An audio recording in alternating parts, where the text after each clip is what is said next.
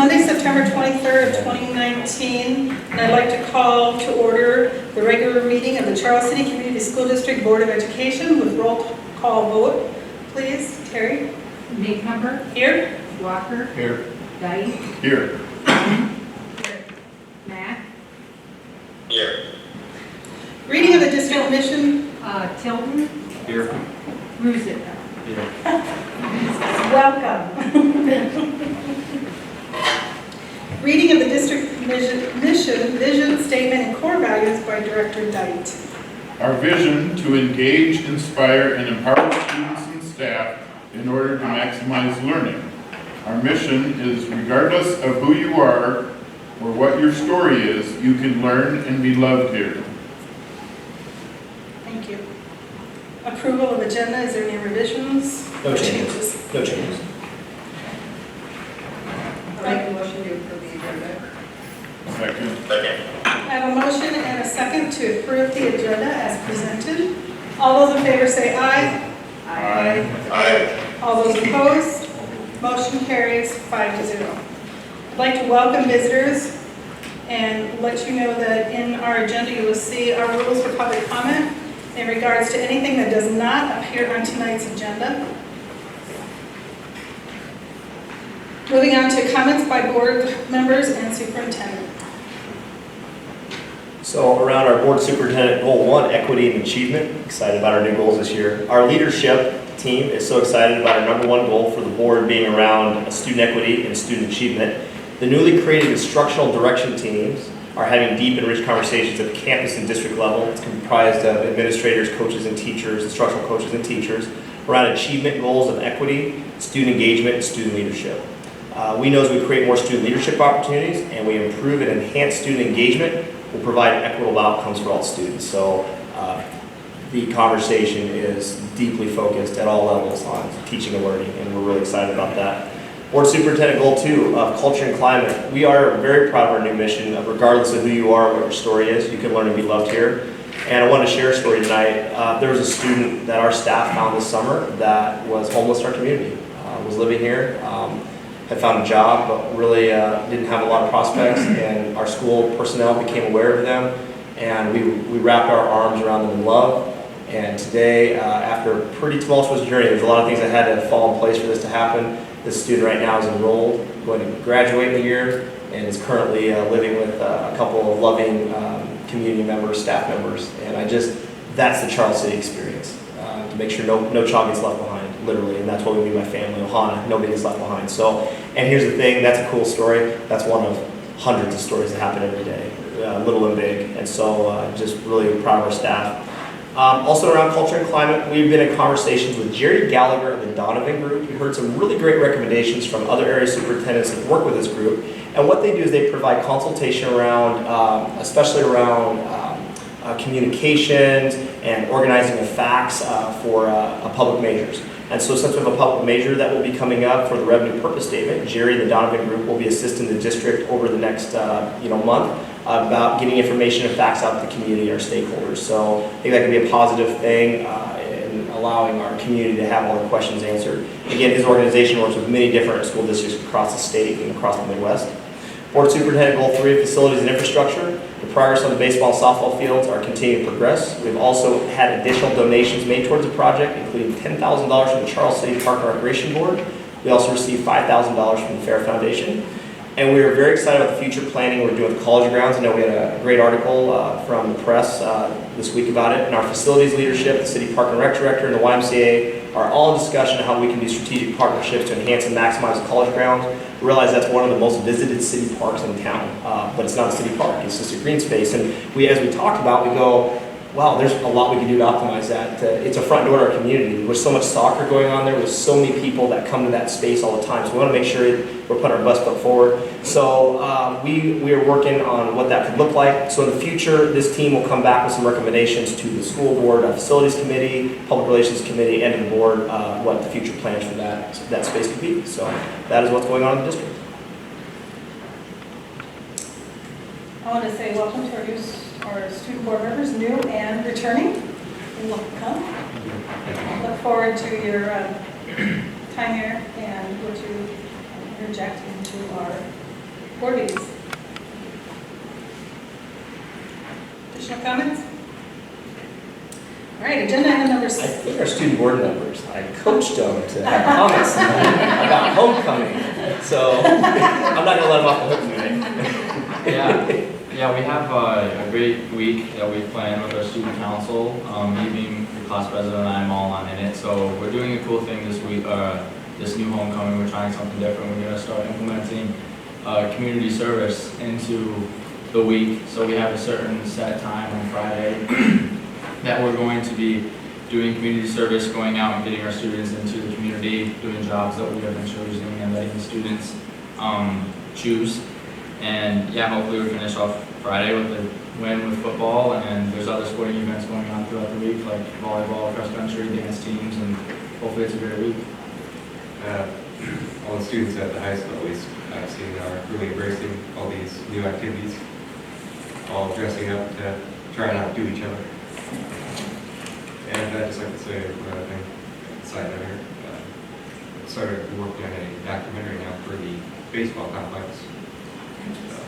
That should be done by next summer. Okay, maybe at the next board meeting, you can give us a presentation on homecoming. Homecoming, sure. Yeah, and all the different things, and maybe take a few snapshots. Sure, that'd be great. That would be great. No problem. Excellent. And I'll look forward to your document. Right, moving on to agenda item number 6, committee reports. See, we have facilities. Jason? Yeah, we met briefly, just primarily to talk about agenda item 7, and just through some history on that. We can discuss that at a regular meeting. I think we'll get to that. Anything to add, Scott? No, that was the entire committee meeting was on what we're gonna do agenda item 7, so. Communications and public relations. Josh, do you have any comments? So, yeah, we had an opportunity to meet last week and talk a little bit about agenda item 7, as well as what Superintendent Fisher mentioned in terms of revenue purpose statements, understanding that a little better. It's good information. And then just as a communication to the board, I'd like to remind everybody that our board credits are due by the end of this month, I believe. So if you haven't got a report on where you're at for your better boardmanship award, please reach out to the IASD so that they can get that information and you can get your credit in and done before the end of the month. Thank you. Thank you. Moving on to agenda item number 7, baseball, softball field project change order. I'll give a little history and context to this action item. When we did design of the baseball field, we knew we'd have to move Common Drive. And that was just an assumption we made, being part of the original construction of the Transportation Center. We strategically stationed senior leaders at the first day of school at both ends of Common Drive in kind of anticipation of maybe some traffic jams or traffic issues. The communications director, operations director, myself were all helping direct traffic there. And in addition, we pushed out a lot of social media to let people know that it was going to be closed and different things. And then a really fascinating thing happened. We never had to direct traffic. Traffic flow was actually improved because Common Drive was closed, and we thought that was really fascinating. And as we talked about it and discussed with the principals, we actually were doing some informal polling. We're asking parents and the pickup lines and different things. It's just over the years some things have changed in terms of traffic flow, education of our parents, education of our kids. And in addition, we've made some changes on where people can be dropped off at the high school and middle school, so that it's actually had to eliminate some parents from having to go to both campuses, going from the high school and middle school, they just drop off on one campus. And therefore, it begged the question of, should this, does this need to be replaced? And the recommendation from Jerry Mitchell, from myself, and Terry O'Brien from a fiscal standpoint as well, that if we don't need to replace it, we shouldn't replace it, being good custodians of taxpayer money. What we discovered previously, it had been asked to be installed when the Transportation Center was built around some things that the City Board of Adjustments had discussed with drainage and with ingress and egress. We met with the City Adjustment Board to just get their feedback and input, and they approved on Friday, basically giving this elected body, the option to do either. You can either replace Common Drive, and that will meet the requirements of the Board of Adjustment, or not replace it and instead put a water swale to deal with drainage.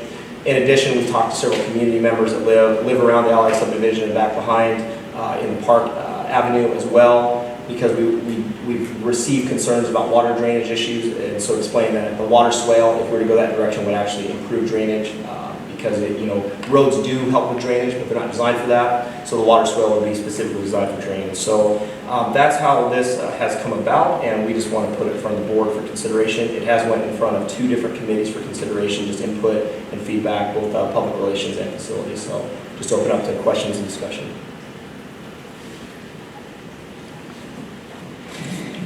One last thing I'll add is, in our last board meeting discussing some of the budget concerns, if we were to make this change order, which would be $138,000 and change savings on the project, we would not go negative from our best estimates. Terry would not go negative on the funds project, would not require an interfund transfer. So that was another reason we were looking at this, on how to minimize costs to eliminate the interfund transfer issue that was brought up in previous board meetings.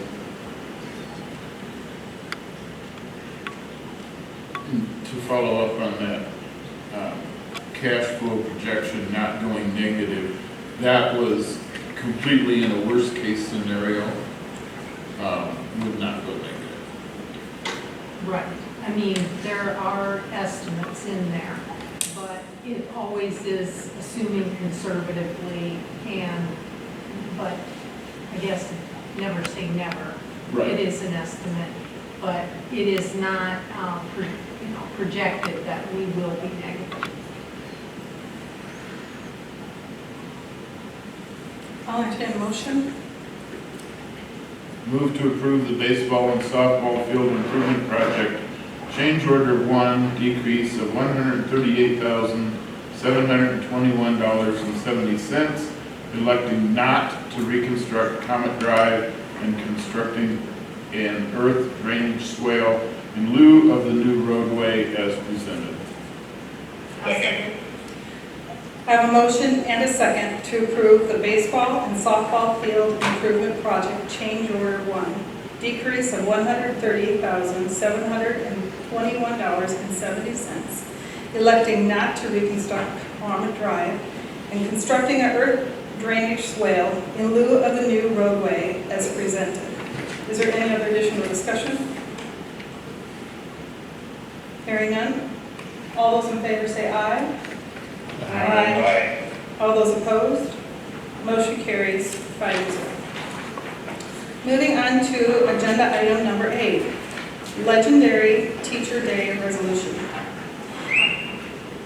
In November, we celebrate all our staff as part of American Education Week. Legendary Teacher Day has been set aside for Thursday, September 26th, to recognize the contributions of a specific teacher currently teaching or now retired made in your life. Whereas the Charles City Community School District Board of Education believes we have all had special teachers that made a significant difference in our lives, and Whereas the Charles City Community School District Board of Education recognizes that those teachers demonstrated unique skills, allowing them to transform their deep content knowledge into life-changing student learning. And whereas the Charles City Community School District Board of Education highly values the caring family culture created by those teachers, and Whereas the Charles City Community School District Board of Education understands that we often do not fully understand and recognize the profound influence teachers have on our future until we have lived our future, and Whereas the Charles City Community School District Board of Education realizes the importance of taking time to fully recognize the legendary teachers in our lives. Therefore, be it resolved that the Charles City Community School District Board of Education does hereby affirm its support for Thursday, September 26th, as Legendary Teacher Day. We encourage our entire community to take time on this day and contact the legendary teacher in your life and express your gratitude for the difference they made in your life. Thank you. Moving on to agenda item number 9. Terry? Naming of school depository. This is a process we do every year. It's a requirement that we name school depositories. The key is in this that we cannot go over that in our bank account. So these amounts are set high, but like the CUS Bank is probably at 9 million now, so it's got cushion. The Bankers Trust, actually, we switched banks from Bankers Trust to UMB Investment Direct in July. So I put both of them on there since Bankers Trust started the month. And then the rest of them would be more for leaving some in there for scholarship CDs that we bid out when they mature and move around. Motion to approve the list of depository banks and amounts is listed for 2019-2020. I'll second. I have a motion and a second to approve the list of depository banks and amounts as listed for 2019-20. Is there any additional discussion? All those in favor say aye. Aye. Aye. All those opposed, motion carries 5-0. Acceptance of land transfer of land. This was the land that the city is willing to convey to us for $1 as part of construction of the baseball field. Motion to accept the gift of land from the city of Charles City as described in the plat as surveyed to present. Second.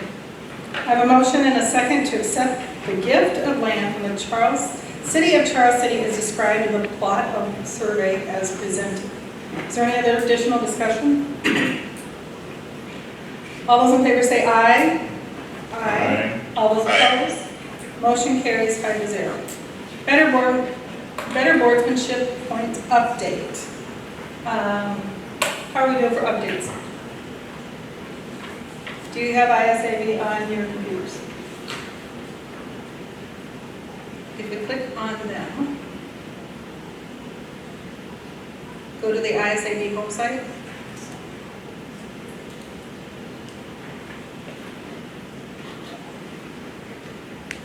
Then over to board view, school board view, and down to better boardsmanship award.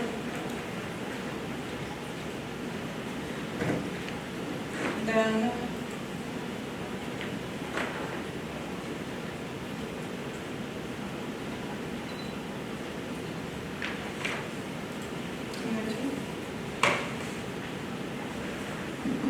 Sorry, I was thinking about that. So this I was brings thinking up, about the presentation I'm doing. this is where we're at right brings now. up, it does not include any of the at the board tables that we've done because we have to go in. This is, yes, so we have to go in, and that's what we're gonna do right now. So if you go and click on the track 2018-19 DVA credits, and if we scroll down to the bottom, this is where we record all. And even on the formal learning, I've tried to keep up with mine. I don't have all the coherent. We've done 4 of those. We've done We'll do 4? our fourth one tonight. Okay, fourth one tonight. So So we're this is gonna the have last 4 of one those. tonight. So there's actually a pull-down menu, so it kind of makes it simple to figure out. If you go down to at the board discussions, there actually is a pull-down menu, and you'll see the 4, part 1, part 2, part 2, part 3. You're gonna click on every one of those. You can kind of go ahead and then reference also with some of the ones that I have to see which other ones you may have missed. Also make sure that you're recording your committee journal, because that's part of your leadership credits. So if you're in communications, you get credits. If you're in finance, you get those credits, and those all get logged here. When we add these, do we have to know exactly what date we did that? We do not. We do not. And it takes Emily a few days then to get back to you and let you know that she's recorded them. There's 125 points total. 85 of those points are for formal learning. And the formal learning points, part of those, a big chunk of those are school board convention. And some of the sessions we've taken down there. Those are all.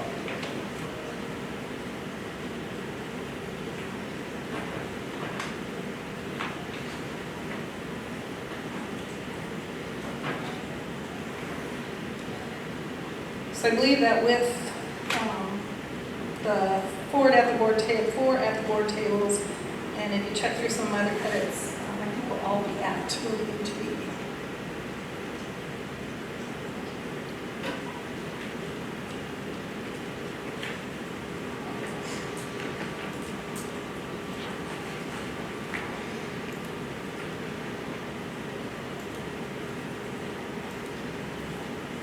And we have one thing, the coherence, the right driver's system discussion guide, so in the self-study program.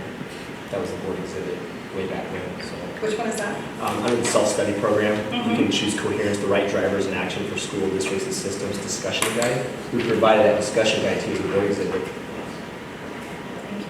So we just type in our community. Yes. Okay, you're Yeah. in the drop down. There isn't for those, so you just have to type in your two. So, well, do I Yeah, have to because you're on decide policy. as to? Yes. Okay, so I can-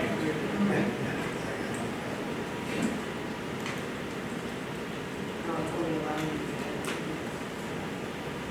you And at this point, you might be able to do just that, and then when Emily, to go back. Yeah.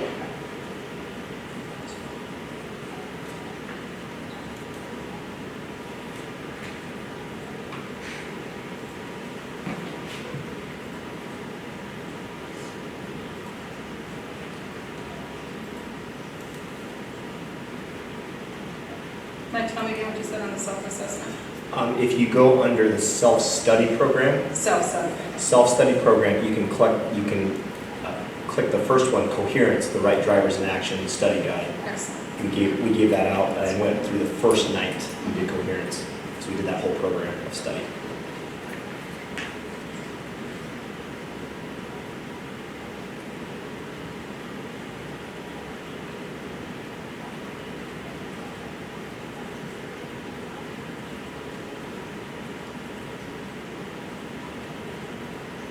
Scott, how many years have we gotten the boardsmanship award for the county board? 3 years. 5. As I said, I'm pretty sure it's 5. We didn't the first year we were on, but we have ever since. This will be our 5th year. I think we've done 4 so far. The first year we did, so this is 4. 5. Yeah. So for 4 years, we've been able to have an entire board complete their better boardsmanship awards. The majority. Majority of the board, yes. But they've already got last year, because that counts, right? Yes. They had that. Because if you scroll up here, in between the explanation, there's this box here. That's everything that's recorded on there. What's confusing about this, though, is that it has things all the way back to 17. So you have to separate it. That's why I'm appreciative that Paige went ahead and had this spreadsheet made for us so that we didn't have to try to separate. I'm going to try to ask Emily again if she would mind. I'll let her know.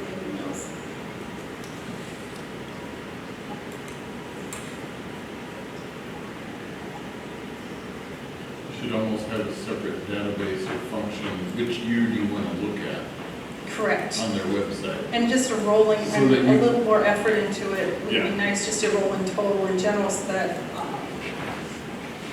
is, And make sure you check out leadership and service. I know several of you have done things like lobby on behalf of Iowa Education, host a site visit for the legislator. I know some of you were here when the governor was here, so you could count that.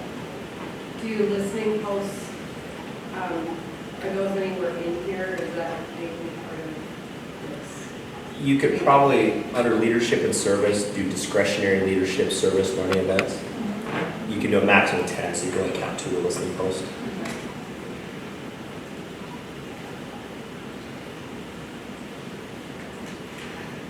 Well, all of those will make it easier to get to our 125. That's the number. 125, 85 informal, but we should all be, we should be good.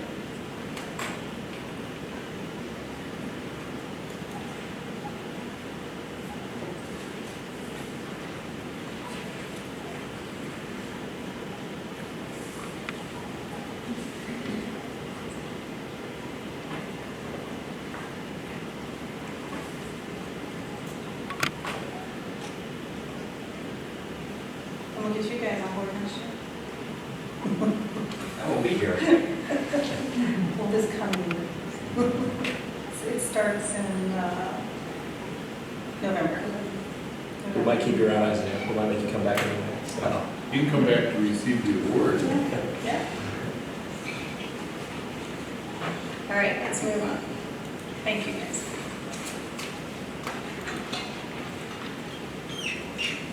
Moving on to agenda item number 13 on the board table. Board meeting presentation, number 12. Oh, I'm sorry.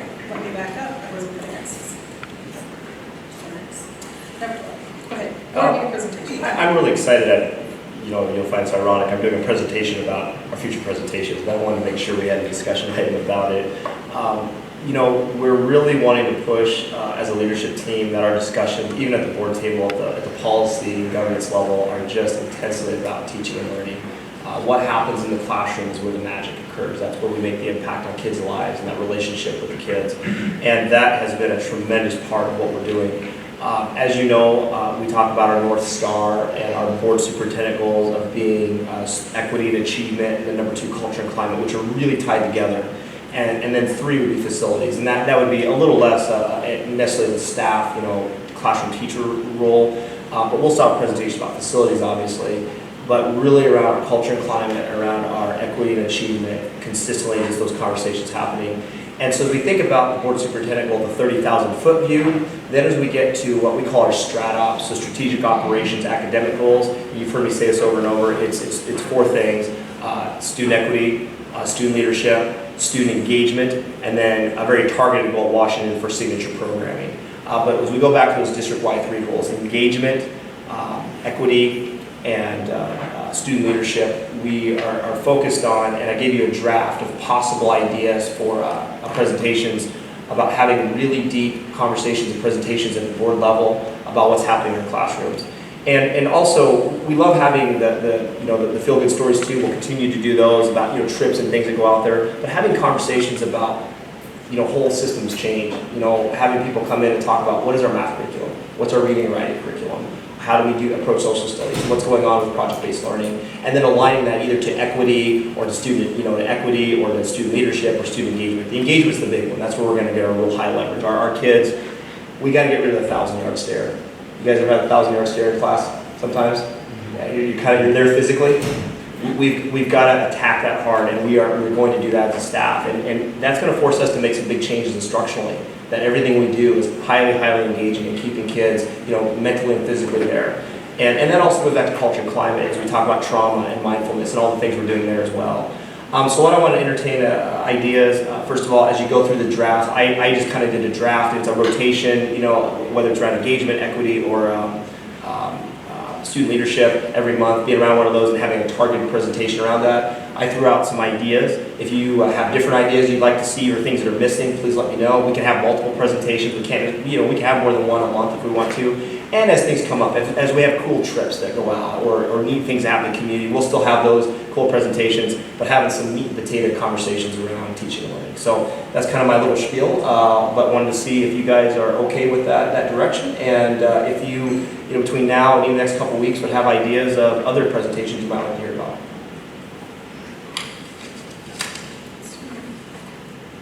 Very good. I did ask that this be presented to the board because I know there are times that I've heard from you and asked for each of you different times on different presentations on different areas.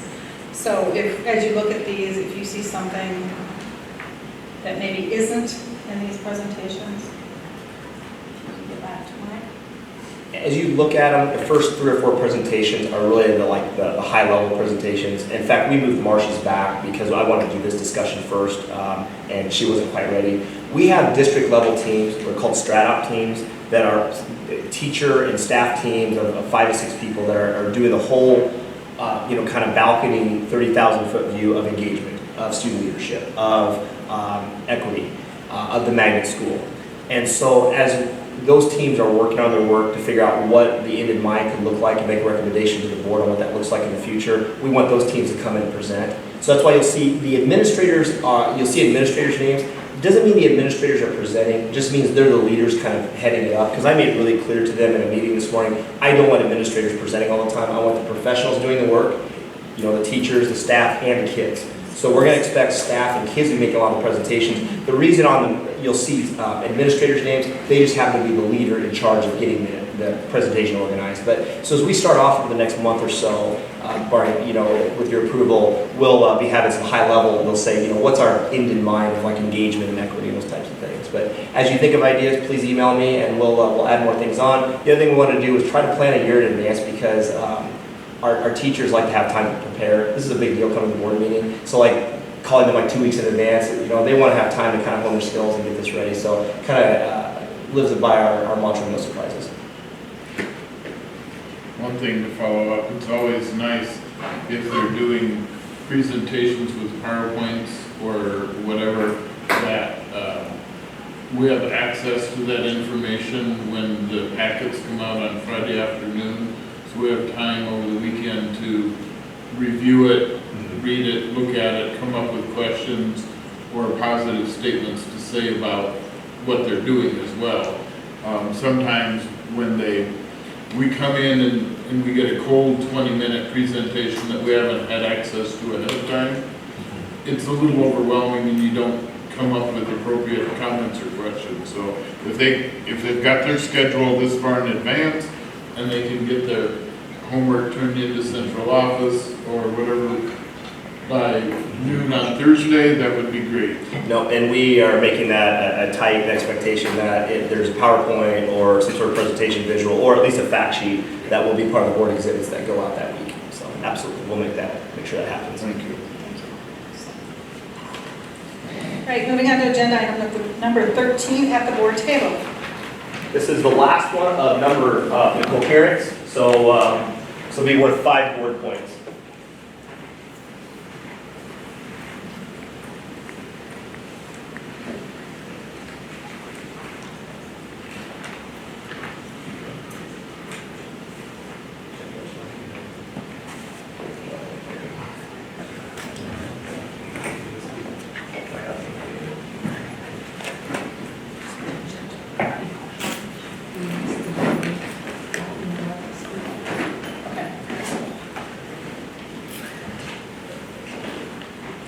Josh, Yes, if you leave the meeting, you need to let us know. I will. Keep on listening. Thank you. Yep.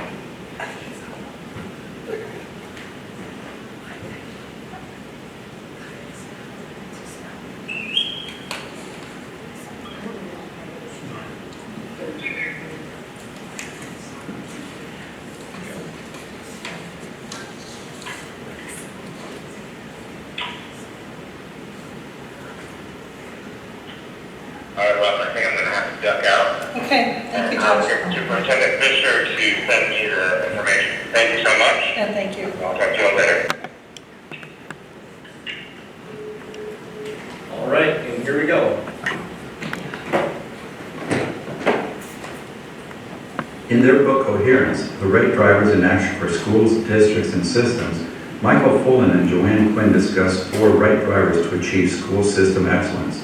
They are focusing direction, cultivating collaborative cultures, deepening learning, and securing accountability. This interactive module focuses on the 4th right driver, securing accountability. As a governance team, you will talk with each other about a significant quote from the book, discuss 2 statements and consider why they are true or false, apply what you have learned to a specific situation.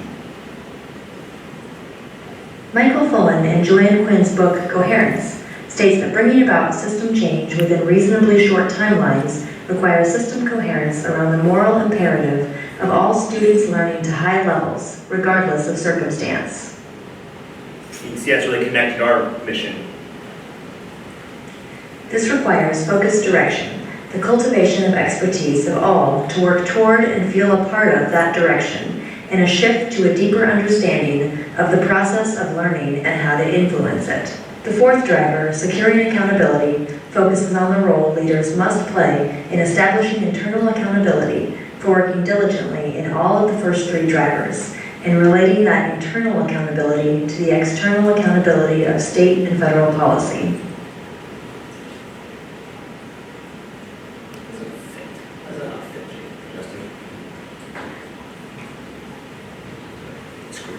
do we really mean by securing accountability? For Fullen and Quinn, accountability is not simply reviewing test scores to make sure they conform to local or federal external mandates. Securing accountability is equivalent to establishing the conditions for individuals and the group to be accountable to themselves. In other words, accountability is checking to make sure the first three drivers, focusing direction, cultivating collaborative cultures, and deepening learning, are in place and that people feel both empowered and required to make a difference with these conditions. Fullen and Quinn believe that accountability is taking responsibility for one's own actions. Does your board clearly express the need for the moral imperative of deep learning for all children, regardless of circumstance? What kind of positive influence does or would your board's expectation for the moral imperative have on the system? The authors believe that accountability is not limited to just gains and test scores, but extends to deeper and more meaningful learning for all students, engaging in meaningful learning, the kind of learning that inspires students to be accountable for themselves. These are high expectations, and Fullen and Quinn note that high expectations are key to success. The system needs to support students in believing in their own efficacy and accountability for their own learning. The fourth driver, securing accountability, is important. The board wants a district in which people across the system, including themselves, feel accountable for deepening learning for all, and a system that provides the supports to make that happen. But what can and should the board do? This module is an opportunity to think about that and to consider how a board can support such accountability. Let's explore the board's role in the right driver, securing accountability, by discussing two quotes from Coherence. These quotes will challenge us to consider what securing accountability really looks like in the district. The authors suggest that ensuring external accountability, for example, accountability to legislative requirements, can only happen when internal accountability is strengthened. The authors believe that if you want effective accountability, understanding the very nature of accountability is important. First, the system must encourage internal accountability, which includes students seeing the reasons for taking responsibility for their own learning and staff understanding the power and potential of the moral imperative and their own ability to realize that imperative. Simply stated, accountability is taking responsibility for one's own actions. Second, once internal accountability is established, the system can then address external mandates and regulations with a commonly shared internal belief in the ability of the system to deliver and do the necessary work. Local leaders have to play their part in establishing internal accountability, working diligently on the first three components of the Coherence framework, and in relating to the external accountability system. Think about these quotes and consider the following questions. What is one way your board can support development of internal accountability? What is one way your board can address external accountability? Discuss these questions and be sure to include rationale for your thinking. When ready, click on the orange button to hear thoughts from IASB.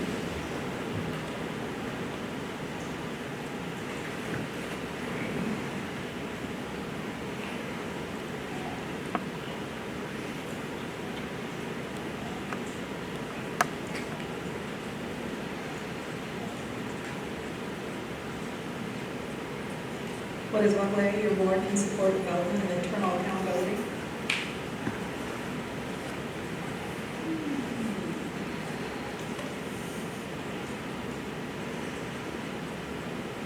I had really bad wait time, so as a teacher, you're supposed to wait for answers, but I'm really bad at that, so. Go ahead, give us one. But I'll give you one. The fact that we're having, we started last year having conversations about teaching and learning, and then making a really laser focus about having board conversations about teaching and learning, and having two student members to really speak to us about that, and doing the shadow of student and all the stuff with the portrait of a graduate. This to me is a board that's committed to instruction. And I will tell you what I know out in the world. There's not a lot of school boards that talk instruction. It's really easy to talk about money and facilities, and we have to do that. That's part of our job too. But at the governance level, having deep conversations about teaching and learning, what happens at the classroom level, instructional leadership, that's a really exciting thing that this board is doing.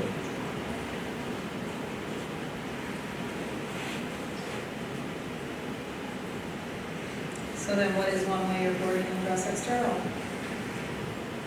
accountability? Continue teacher.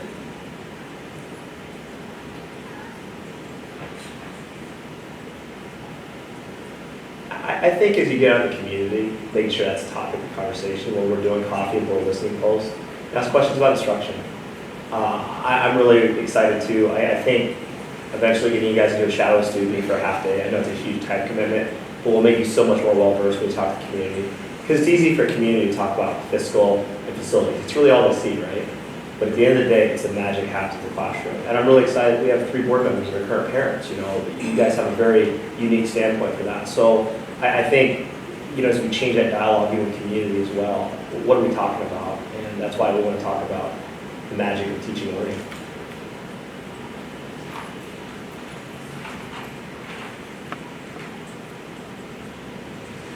What is one way your board can support development of internal accountability? If the board has done its work in the first 3 drivers, focusing direction, providing support for collaborative cultures, and ensuring deeper learning, the building of individual and group accountability within the system should be taking place. Internal accountability starts with the board accepting its own accountability for student learning. Your board team can consistently express the belief in students and staff to do the work and ask what supports will be needed. Expect and approve clear, ambitious internal goals linked to the moral imperative. These goals should be linked to completion of external goals. I think that's what we're doing. So I don't want to understate the work that you guys did when you approved the North Star. First of all, the portrait of graduate, and that's picking up some steam as a movement across Iowa. But the fact that we did that, we have set competencies. The fact that we're really focused on highly engaging learning strategies, whether it's Iowa Big or project-based learning, what we're doing, and then also our commitment to equity. That they call it regardless of circumstance. It's a fancy way. We're saying we're a regardless school, regardless of who you are, what your story is. That's a huge commitment as a community. So thank you for that.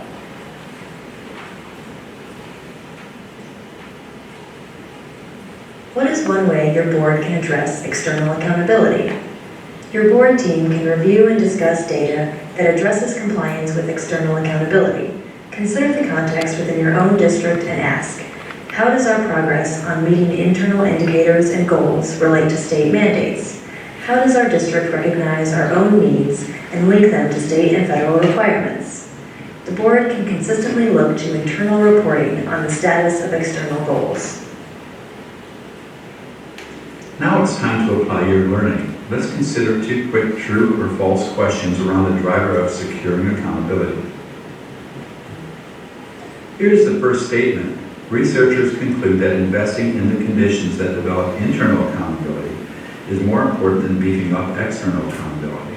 What do you think? Is this true or false? Why or why not? Have each team member share their selections along with rationale for their choice. As a team, make your selection and then choose true or false.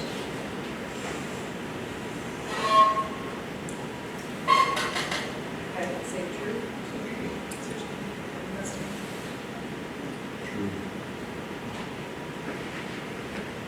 True is the correct answer. In Coherence, studies reveal that schools who made gains in student learning had major investments focused on strengthening the collective capacity of teachers, school principals, and district leaders to create conditions for improved instructional practice and student achievement. Here's the second statement. In terms of continuous improvement, external accountability is more effective than internal accountability in getting good results for students. What do you think? Is this true or false? Why or why not? Have each team member share their selection along with rationale for their choice. As a team, make your selection and then choose true or false. So that's false. False. False is the correct answer. Using external accountability as a carrots and sticks approach is not as effective as administrators and teachers working collaboratively to improve instruction and thereby improving student learning. Let's listen to what Michael Fullen has to say about the right driver, securing accountability. So accountability is not just looking at the test scores. And that's relevant to our combination, but it's not the place I would start and stop. Accountability is self and collective responsibility for what you're doing. It is being transparent about what you're doing, and what results you're getting, and what are the pluses and minuses. It's not so much the measure of what happens at the end of a given year, it's what is happening to produce the measures. So what we want to do with the board members is have them appreciate what is it that produces the results in the first place. Let's consider a scenario that could happen in any school district. One that involves a board member who is resisting the need for board acknowledgement of accountability. In this situation, a board president considers how to address a question from an outspoken and frequently quoted board member. At the board table during the annual board review of state test scores, board member Clara Quotable pounds the table and asserts, "I have been on the board for 2 years now. We see the same low scores from the same groups of students. Nothing is going to change. Some students are just not going to learn. We cannot be accountable for bad home lives.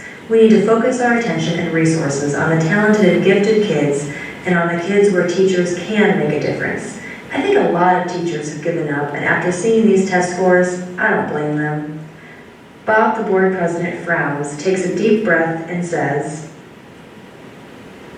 Given this situation, take some time and discuss these 2 questions.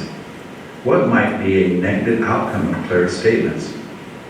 What comment could the board president make to diffuse this situation but still express a desire for accountability? Take a few minutes as a board to discuss what main points the president might make in his response. Be sure to include the motivation for your thinking. Then, when ready, click on Thoughts from IASB. It's discrimination.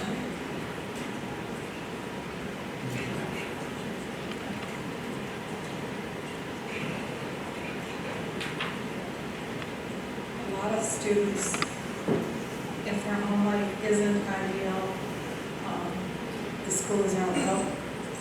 It's the one chance for them and for us to take that one chance away. And that is something.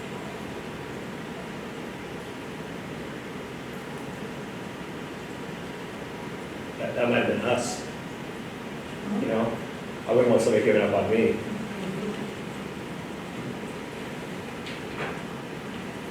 I think the other thing, this is why we have a really clear set vision, mission, and core values. Because it's really easy to call people out personally. Oh, that's a terrible idea, or that, I don't like your opinion. Instead of calling out Clara, you go back to, what's our mission say? Our mission says this, regardless of who you are. So that's just not what we believe in around here. So, and that's why we have a really set definition of who we are, because people bristle when you call them out. But instead, if we can call out what our vision and mission is, and just reaffirm that, I think that's a more proactive way, just my opinion.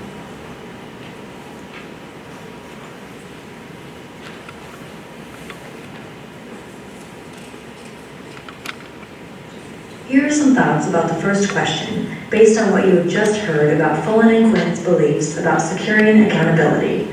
Clara is defining accountability as seeing immediate change in test scores for giving up, rather than figuring out ways to support change. Clara's highly quotable comment could easily be taken as the board expressing a lack of belief in the capacity of students and of teachers. It must be the fault of the students and their circumstances if certain groups aren't learning. This idea is denying the accountability of the system to make a difference. It also could erode trust between the board and staff. The capacity for internal accountability is discounted in this quote. If teachers have given up, what needs to change? Are there teachers who are seeing differences in student motivation and accountability for learning? How can the board effectively build belief in the district's ability to reach the moral imperative of all students learning to high levels? Are teachers given the opportunity to celebrate successes and improvement along the way? Here are some thoughts about the second question. Based on what you have just heard about Fullen and Quinn's beliefs about securing accountability, the board president might say something like, researchers conclude that external accountability alone and outside pressure will not result in increased student learning. It takes time to build internal capacity, and there are things happening every day in our system that are building this capacity. We have results that are demonstrated in ways other than test scores, and we believe results will soon be reflected in scores. Here are some examples. I believe the whole board is committed to the moral imperative that all our students will experience deep learning regardless of background or circumstance. We, as a board, believe in the capacity of staff to assume responsibility for this to happen. Test scores are not the only indicator of progress in this area. Sarah Superintendent, what can we as a board do to help build this internal accountability? Let's think about what your discussion of the fourth driver, securing accountability, might mean for your board. An important part of the board's work is supporting, building, and leading internal accountability. Here are 3 areas Fullen identifies in securing accountability. Make clear that policy and planning and strong internal goal setting support the development of internal accountability. Do not focus on external accountability to the exclusion of recognizing the importance of internal accountability. And make district goals, mission, and vision the drivers of work at the board table to model internal accountability. IASB research and experience shows school boards can and do make a positive, significant difference for students. Your district has the capacity to make it happen. As a board team, do you have the will to ensure the moral imperative of deep learning for all children, regardless of circumstance? As a board team, can you afford not to? Consider what's at stake if you don't. IASB has tools and resources to help you with this important work. To access support, simply click on the links shown here. Thank you. Moving on to agenda item number 14, 2018-19 limited English proficient allowable costs. So this is the amount over state funding, the cost of our program, ELL program in 2018-19 over the funding we received. So what this action does is we're requesting to the state to receive additional modified supplemental aid for that amount.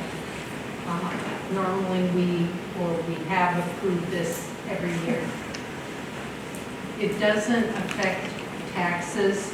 It could later when we do our taxes, but it will, that decision will be made in April when we approve the budget for next year. Entertain a motion. I'll make a motion to request modified supplemental state aid in the amount of $30,276.76 for the fiscal year 2019 excess LEP costs. I have a motion and a second to request modified supplemental state aid in the amount of $30,276.76 for the fiscal year 2019 excess LEP costs. Is there any other additional, or is there any discussion? Any additional questions? All those in favor say aye. Aye. All those opposed, motion carries 4-0. Moving on to agenda item number 15, consideration of consent agenda. Move to approve the consent agenda items as listed. Second. I have a motion and a second to approve the consent agenda item as listed below. All those in favor say aye. Aye. All those opposed, motion carries 4-0. Correspondence and miscellaneous. You'll notice in your packet there is ISAB certificate from them in regards to workman's compensation. Board of upcoming dates, homecoming. Excellent. And with that, we'll adjourn the meeting at 7 o'clock.